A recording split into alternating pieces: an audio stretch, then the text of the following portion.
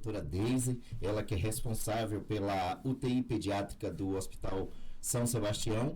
E, doutora, mais uma vez, né, a saúde de Viçosa em queixa, né, em debate aqui, por conta, infelizmente, de falta de pagamentos de honorários médicos.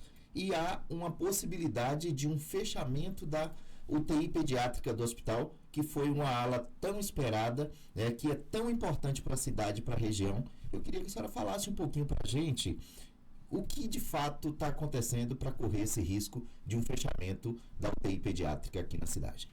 Bom dia, eu agradeço a oportunidade de estar aqui conversando este tema que é tão caro ao meu coração e tão importante para o município. Infelizmente, nós estamos vivendo ao longo dos anos passados questões financeiras graves dos dois hospitais. E no Hospital São Sebastião, no final do ano passado, a gente chegou a ter um momento muito delicado com atrasos progressivos. A questão não é um atraso constante nos honorários, não só médicos e também da equipe de fisioterapia, que são as duas equipes que são contratadas de forma de pessoas jurídicas. E aí esse atraso vai sendo progressivo a culminar 3 meses de atraso. Isso trazendo um impacto na motivação da equipe, um impacto nas questões familiares daqueles profissionais que começam a ter que se desdobrar, procurar outros locais para trabalhar, para sustentar e para pagar as contas. Chegando no mês de janeiro, em que todos os profissionais tinham tantos impostos para pagar e sem uma previsão de recebimento do que é mais que direito, que é apenas, nós estamos falando do salário mensal, estamos falando de plantonistas que não fazem nenhum procedimento no hospital, que não recebem honorários particulares, que recebem apenas aquilo que, no final do mês, por aquilo que trabalharam. Somada a várias outras reivindicações. Como houve um risco imediato de vários profissionais falando que desta forma seria impossível, mesmo eles querendo, todos eles querendo continuar com a gente, mas seria impossível continuar pela vida pessoal mesmo, e aí a escala ficou por um momento inviabilizada da gente liberar para o mês de fevereiro. Por isso, eu redigi uma carta informando a diretoria, informando aos órgãos competentes, Secretaria de Saúde, Superintendência Regional de Saúde, Conselho Regional de Medicina, Sindicato dos Médicos, pedindo que juntos traçássemos medidas para evitar esse fechamento. E aí até recentemente a gente não tinha tido nenhum retorno de como as nossas negociações, os nossos pedidos seriam tratados numa negociação. Doutora, a UTI pediátrica, ela passou por alguns momentos, né? Ela teve a sua inauguração, mas a abertura só foi ser de fato concluída meses, acho que quase um ano depois, né? E eu queria que a senhora falasse um pouquinho da importância dessa UTI para Viçosa e região. Se eu não me engano, são mais de 300 altas feitas aí nesse período. Exatamente. O estudo foi realizado antes da abertura da UTI. Eu gostaria de deixar claro, porque em algumas falas a gente ouviu como se fosse um desejo de alguém, né? Algum administrador tivesse a vontade de trazer. Não foi apenas isso, vem de uma série de questões. E o que foi determinante para a abertura da UTI foi um estudo do governo de Minas Gerais, mostrando que o maior gargalo da saúde em Minas Gerais se encontrava em relação aos leitos de UTI pediátrica. Por que hoje precisa tanto de UTI pediátrica? Nós temos uma saúde que evoluiu muito. Então, aquelas crianças que eram prematuras extremas, com doenças graves, doenças raras, congênitas, elas antes não sobreviviam ao período, né? Nem, às vezes, não sobreviviam ao parto, nem ao período perinatal. E graças ao investimento na saúde materno-infantil, a gente tem essas crianças sobrevivendo. As crianças que nasceram prematura, as crianças com doenças raras, com doenças complexas, que foram sobrevivendo e com isso aumentando a necessidade de cuidados intensivos em algum momento da vida. Então, o aumento da demanda vem em partes disso. Em outras partes de sistematização do Sistema Único de Saúde, com as redes, né, de SUSFAS, gerenciando para onde que essas crianças vão. E aí identificaram que aqui na região, que engloba a macro-regional de saúde, leste-sul, engloba Manhuaçu, Ponte Nova e Viçosa, engloba uma área de 800 mil habitantes, onde não tinha nenhum leito de UTI pediátrica. São mais de 65 municípios. Exatamente. E a gente tem listas lá que a gente controla e, graças a Deus, nós já tivemos a oportunidade de atender várias crianças de municípios que eu nem sabia o nome. E a gente está podendo conseguir viabilizar a chegada dessa criança junto, né? Principalmente os de Viçosa, então, já estando ali no hospital, eles ainda têm um acesso mais imediato a essa vaga. E com isso, o Estado de Minas Gerais identificou e fez uma campanha, um aporte inicial para isso. Já havia há um tempo a construção do local, aproximadamente um pouquinho mais de tempo, há uns 5 anos, vinha a construção da unidade. Depois, ali em 2020, 2021, houve a inauguração pelo governo com essa pactuação identificando o gargalo de saúde.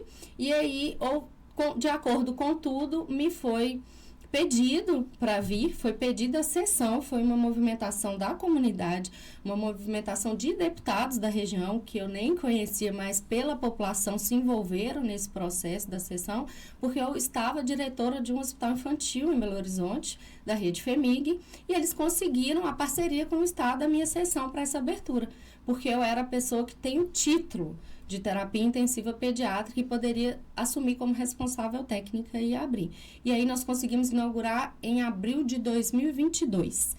Em 2 anos, menos de 2 anos, com apenas 7 leitos, nós já conseguimos ter mais de 300 saídas. A gente fala altas, nem todas são altas com a sobrevivência, melhor que entraram. Algumas dessas altas, para nossa tristeza, foram óbito, mas eu repito essa frase, que eu vim movida porque até para morrer tem que ter dignidade, Arlan. Sim. Até para morrer, porque o nome da UTI hoje é Otávio Henrique. E ele é filho de uma mulher que lutou pelo Centro de Doenças Raras em Viçosa e ele morreu no colo dela.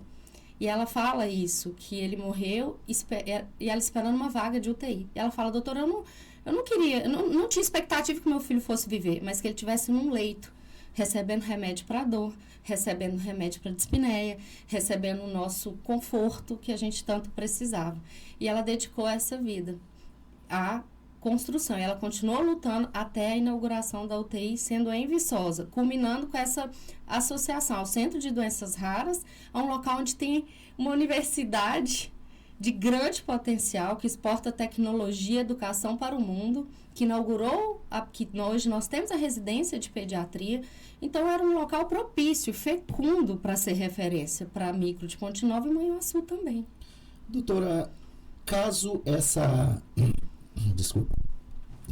UTI pediátrica seja fechada aqui, a gente espera que isso não aconteça, mas quais as dificuldades Viçosa e região teriam?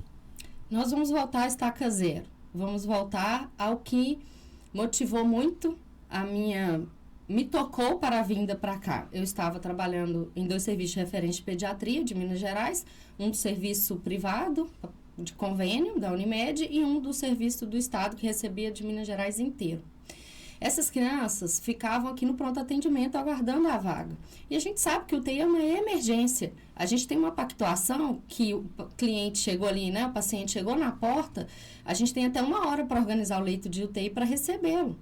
E aí eles ficavam horas e dias recebendo. E eu tenho algumas situações para exemplificar de crianças que chegaram mortas já.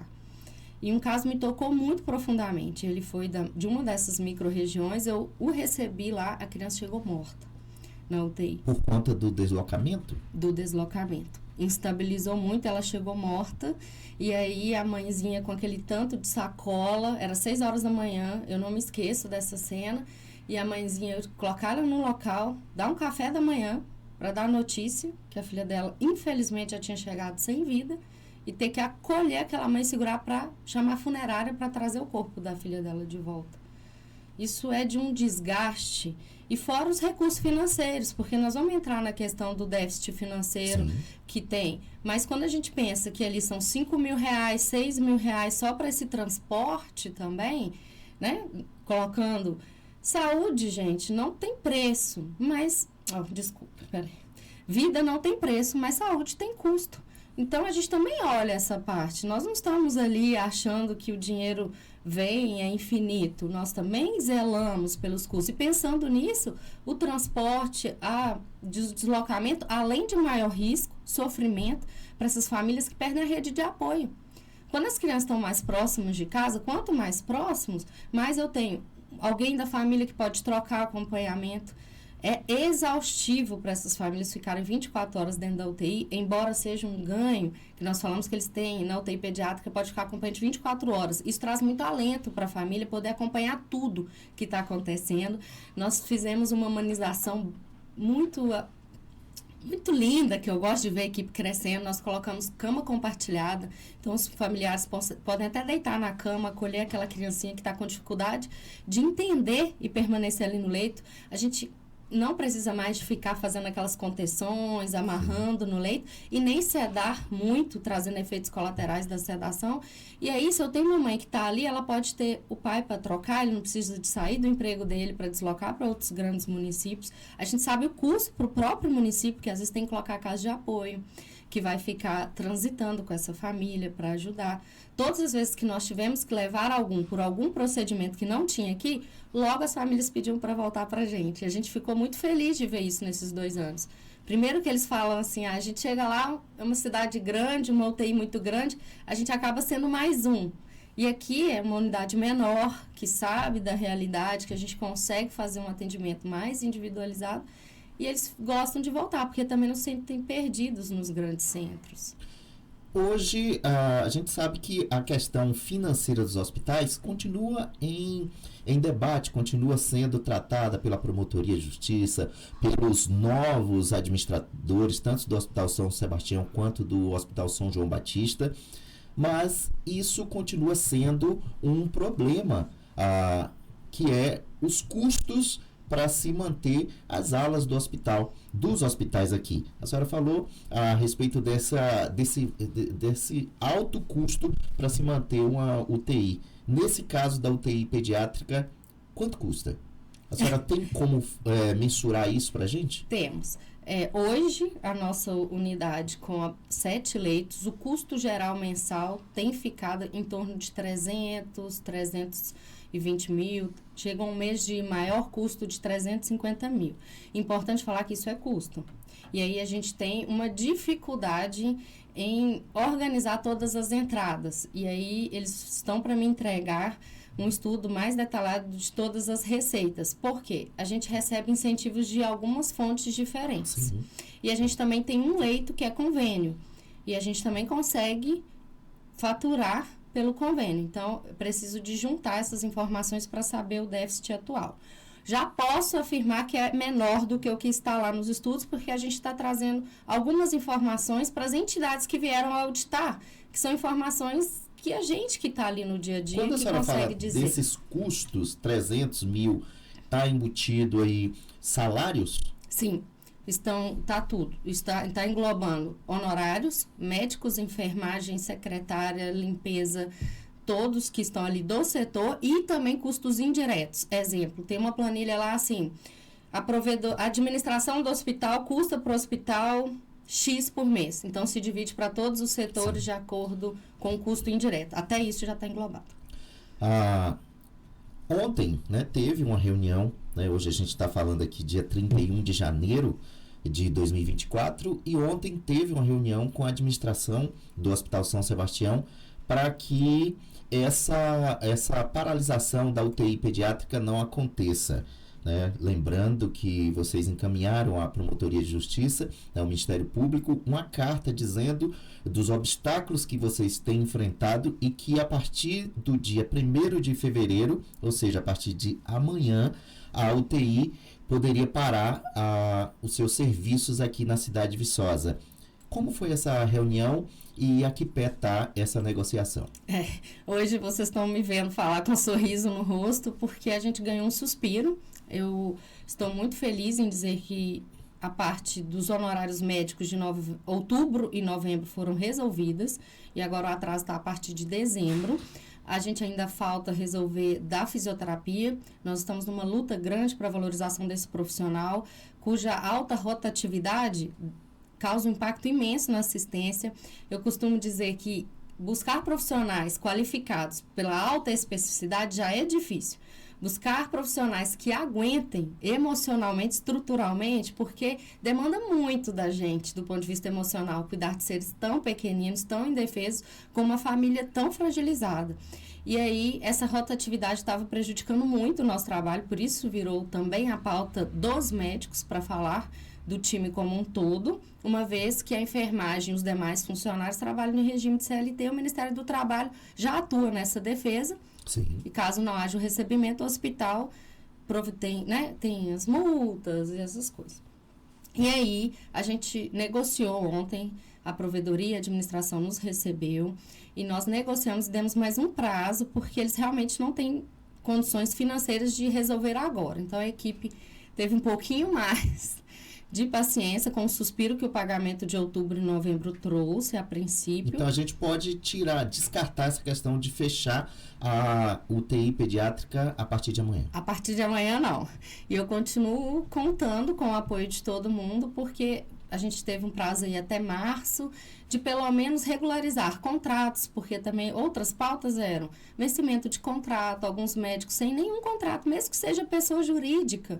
A gente precisa de ter qualquer carta de contrato. Sim. Mesmo, em que haja programação de equipe, programação de escala, porque eu quero virar a página, Alain, eu quero vir aqui, eu quero ir em outros lugares, em outros fóruns de discussão, para ampliar, aumentar os nossos desafios. Exemplo, o que nós, trabalhadores, podemos fazer para diminuir esse déficit? O custo mensal de 7 leitos é muito semelhante ao custo mensal de 10 leitos. Como no ano passado nós chegamos a ter, em um momento da alta demanda, 130% de taxa de ocupação, nós já provamos que 7 leitos por vez não são suficientes. Se a gente abrir leito, a gente já tem a demanda. Porque quando eu falo 120%, é assim, no mesmo leito a gente teve alta e admitiu outro no mesmo dia. Sim. Então, alguns dias, 2 dias a gente admitiu e teve. Então, a gente já está com a demanda. E aí, a gente quer aumentar para 10 leitos, porque nós, trabalhadores, vamos aumentar o nosso trabalho e o custo fixo se dilui por leito. E isso, nós tivemos no ano passado, em dezembro, uma festa em que várias pessoas se reuniram para que o recurso da festa fosse destinado à ampliação desses leitos. Esse recurso está guardadinho lá, esperando o resto chegar e estabilizar a situação da equipe dos 7 leitos para a gente progredir para 10 leitos. Então, eu quero mudar a pauta de discussão para a gente mostrar a importância e, principalmente, viabilizar a unidade. Doutora, quando a gente fala em pessoas torcendo para que dê certo, né? Como eu acredito que tem muitas pessoas aqui, muitos órgãos, muitos parceiros, né, dos hospitais, né? E a gente vê aí, a gente pode pontuar alguns, a Câmara de Vereadores com a questão das emendas impositivas que vem da Prefeitura. E esse ano acredito que deva dar uma folga nessa crise financeira dos hospitais, como também outros recursos, né, do governo do estado, mas também tem pessoas que não comungam da ideia de ter essa UTI aqui na cidade. A gente tem esse tipo vocês têm esse tipo de imposição? Aqui a UTI, mesmo salvando vidas, ela é um custo a mais para o hospital que poderia estar sendo investido em outras situações. Há esse tipo de pessoas aqui na cidade? Infelizmente, em algumas vezes, a gente ouviu isso, assim, em alguns exemplos. Estava difícil cobrir as escalas do hospital e graças ao trabalho sério, organizado, de tudo que a gente fez lutando ali para a equipe, a nossa escala de pediatra da UTI está completa e a nossa luta é para que ela não se desfaça. Em alguns momentos eu ouvi, sim, então fecha a UTI e distribui os pediatras para os outros setores. E eu vi isso de colegas de instituições, assim, como se o nosso trabalho fosse descartável, infelizmente. Ouvi também do ponto de vista financeiro, a gente ouviu isso até publicamente. Do ponto de vista financeiro, a gente fecha. Entretanto, quando eu falo que o custo é em torno de 300 mil, só fixo mensal ali no Ministério vem em torno de 100 mais 112. Se a gente trabalhar um pouquinho mais, com um pouquinho de ajuste, fora que a gente já buscou com parceiros, desde a abertura Salve Vidas, que deu os primeiros respiradores para a gente abrir, depois a gente começou a ter um aumento de demanda no Natal, nos demos de Papai Noel mais um. Os uniformes agora, que a gente fez a programação uniformes, lençóis, hotelaria, emendas do deputado, que eu preciso agradecer do deputado Rodrigo de Castro, Danilo de Castro, que nos deram emendas direcionadas para equipamentos da unidade, que por vezes foram usados para custear. Então, agora a gente tem... Nesse caso, a gente está falando de parcerias boas, né? Excelente. Parcerias que estão ali junto com vocês para crescer. Sim, deputado Roberto Andrade também, que trabalhou na minha sessão. Quer dizer, só da sessão é um salário de coordenação que não entra no custo do hospital, está sendo aí na parceria Estado e município. Fora... coisas lindas que acontecem, um bazar beneficente que foi acontecido lá no condomínio onde eu moro, e eles vieram e destinaram aquele recurso para a gente comprar aquelas coisinhas que às vezes faltam, que é difícil comprar na licitação, que entrar ali no processo. Então, assim, até uma cama de ferro para os funcionários descansarem, que são coisas difíceis da gente, quando está na fila entre um medicamento, material e um honorário, e a gente conseguiu colocar, equalizar materiais de fisioterapia, que a gente melhorou, para assistência de recuperação, que a gente também não está preocupado só em aspirar as crianças e sobreviver, a gente está preocupado de como elas vão se recuperar posteriormente. E veio de recurso da própria comunidade. E o grande apoio que nos move mesmo, Alan, é o retorno que as famílias têm nos passado. Da gratidão deles de estarem lá. Recentemente estão na mídia aí, até colega médico nosso, para a gente entender que todos nós podemos passar. Às vezes a gente não tem uma criança com uma doença rara, mas um bebezinho saudável pode ali passar por um acidente grave e precisar de um recurso imediato, de não dar tempo de chegar. E isso tem que ficar claro, porque às vezes aqui no município, quem tem mais recurso, às vezes tem um plano de saúde, ou não acha que vai acontecer com ele, pensa que vai dar tempo, mas para a terapia intensiva e principalmente das crianças, pode ser que não dê tempo. E por isso que a gente recebe esse retorno e é o que nos movimenta. É cada paciente que sai de alta.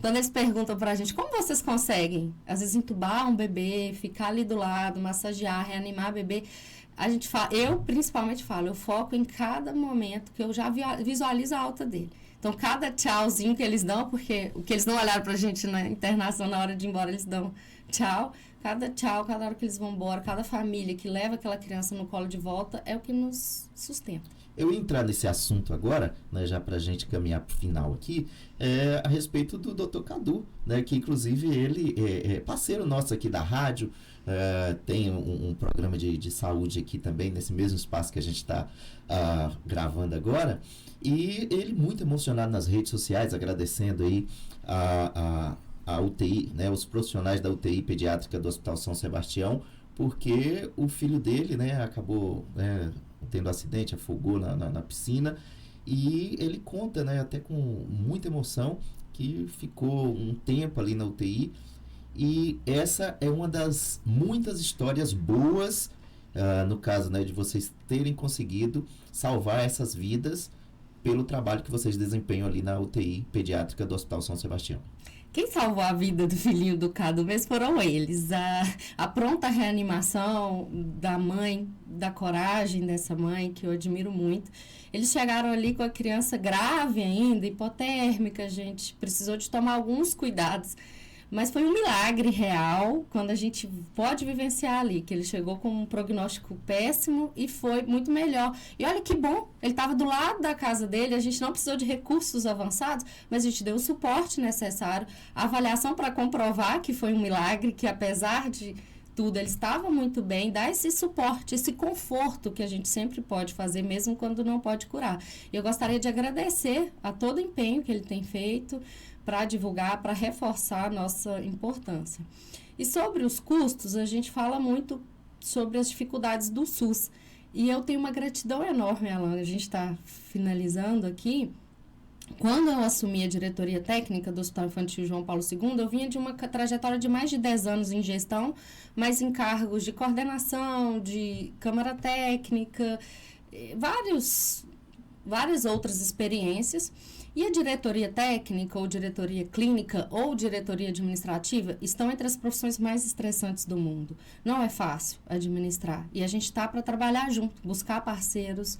E quando eu assumi lá, profissionalmente, eu estava ganhando muito mais responsabilidade e financeiramente não era atrativo do ponto de vista profissional. E eu disse sim, porque hoje eu tenho um casalzinho de gêmeos lá em casa, que foram gerados no coração, e enquanto eles estiveram no abrigo ou passaram por dificuldades lá na gestação e precisaram de internações, eles foram admitidos em UTIs pediátricas totalmente 100% SUS em Belo Horizonte. Eles não tinham ninguém para lutar por eles. Por vezes estava escrito sem contato com familiares, sem contato. Nos relatórios de auto estão escrito lá, eles ficaram internados, inclusive no Hospital Infantil João Paulo II, onde eu estava trabalhando como coordenadora ainda, não estava diretora, e estava escrito lá assim, cuidadora do abrigo com poucas informações, apenas bisavó aparece. Então, a gente tinha um time cuidando deles, totalmente gratuito. E eles estão lindos, saudáveis, fortes. Então, foi por gratidão aos meus filhos, que foram tratados por... Não tinham ninguém para lutar por eles. O Sistema Único e os profissionais dedicados, 100% SUS, estavam ali. Então, tem como dar certo. Tem como a gente se unir, se organizar. Só precisa mudar a página. Essa carta foi nesse intuito. Não dá para a gente ficar o tempo inteiro com profissionais angustiados. Qualquer empresa que é profissionais motivados, que vão trabalhar pensando assim, ter alguém cuidando lá de casa enquanto eu estou aqui. Não dá para eu ficar ali trabalhando sem saber, pagando juros, com contas para chegar sem recursos provindos. Doutora, a gente vê o amor, né, que a senhora tem pelo seu trabalho, né, e eu fico gratificado aqui por estar presenciando isso, né, até com lágrimas nos olhos, né, quando a senhora fala dos seus filhos. E a senhora é uma profissional reconhecida no Estado. Por que Viçosa? A senhora poderia trabalhar em qualquer outro local com o currículo que a senhora tem, mas a senhora tem lutado por Viçosa, por essa UTI pediátrica aqui no Hospital São Sebastião, e a senhora que passou por 2 administrações, né, um momento conturbado da saúde aqui na cidade, né, a gente teve mudanças de direção no hospital onde a senhora trabalha, na UTI lá no Hospital São Sebastião, e a senhora mesmo assim permaneceu e acredito eu que muitas vezes vendo que o futuro não seria tão brilhante como a senhora imaginou quando deixou tudo lá em Belo Horizonte e veio para cá. Nesse ponto não posso deixar de entrar no lado pessoal. Eu sou uma pessoa muito temente e procuro servir a Deus. Eu formei lá na universidade um projeto que chamava Universidades Renovadas, que a gente queria... Nosso objetivo é formar profissionais do reino. E enquanto eu estava em Belo Horizonte, eu estava diretora neste hospital, que eu já falei, e estava num outro setor trabalhando como médica horizontal. A gente fala que intensivista não ganha mais dinheiro, mas a gente para de dar plantão, é o status. Então, eu já estava nessa fase da minha vida, quando me propuseram a vinda para cá. Sim. No primeiro contato, estava fechando as barreiras todas por causa da Covid. E aí eu disse que eu não poderia nem pensar, porque eu tinha encaminhado marido, filhos, todo mundo ficou em isolamento e eu morei 90 dias em Belo Horizonte sozinha, enfrentando a pandemia de 2 hospitais de referência. Então não dava, falei, eu não consigo nem pensar, porque eu estou muito responsável. Quando a pandemia foi dando uma trégua, no final do ano começaram a entrar em contato de novo. E aí o que tocava o meu coração era pensar que na teoria estava faltando apenas uma pessoa com a responsabilidade técnica para assumir. Não tinha esse profissional na região. E a gente começou a fazer contatos, ver se outras pessoas assumiriam e não tinham outras pessoas. E eu vislumbrei Viçosa como uma cidade que tem muito potencial. A minha irmã fez curso de nutrição aqui, fez mestrado aqui e é uma profissional extremamente reconhecida como professora. E eu pensei, acho que tem jeito, né, da gente colocar e me sentir como um chamado de Deus mesmo para a região. E aí eu começo a encontrar as histórias. A gente vê a história da Maria Juliana, mãe do Otávio, de todas essas pessoas que estavam unindo ali nas doenças raras, clamando por essa unidade. Então, eu acho que foi uma resposta de Deus para a abertura da UTI. E eu estou aqui por esse propósito. E eu costumo brincar, não estou aberta a propostas, estou por esse propósito.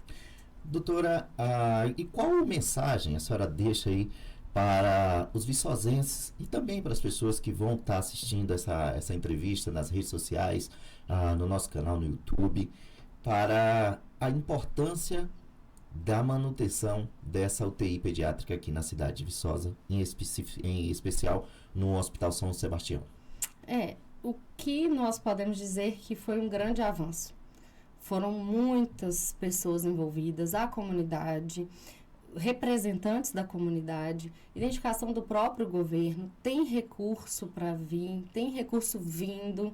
É possível, a gente precisa de organizar um pouquinho melhor e principalmente que a nossa experiência lá dentro está sendo a satisfação dos nossos pacientes, dos seus familiares, estão maior do que algumas outras experiências no hospital. Então, o que a gente quer é melhorar e trazer esse trabalho com a visão no foco na qualidade da assistência, com mudar para selo de qualidade. Eu acho que a gente tem que avançar. Não é voltar atrás e perder uma coisa que foi tão difícil conseguir. E a população precisa lutar, né, pela manutenção dessa UTI. Sim, e eles já estão lutando, estão manifestando, foi muito carinho em todas as publicações, tanto quando a gente publica algo que a gente ganhou de avanço, quanto quando a gente publicou. Tem várias mães já assim, doutora, a gente vai para a rua, que dia que vamos fazer manifestação? Eles estão se unindo. Graças a Deus, a negociação está sendo ainda em mesa, não precisa de ir para a rua, sim, mas se em algum momento precisar, nós vamos junto. Tá certo. Doutora, muito obrigado pela sua atenção aqui com a Rádio Montanheza, com a sua disponibilidade. A gente sabe que o seu tempo é muito complicado, a gente marcou diversas vezes essa entrevista, daí a gente quer aqui agradecer e também nos colocar à disposição para estar divulgando tudo que for benefício aí para o Hospital São Sebastião e em especial para a UTI pediátrica. Eu agradeço mais uma vez. Na época da abertura da UTI eu fui bem recebida aqui, venho com gratidão, agradeço as remarcações por demandas mesmo da unidade e eu fico à disposição de acordo com a paciência que vocês têm com a minha agenda.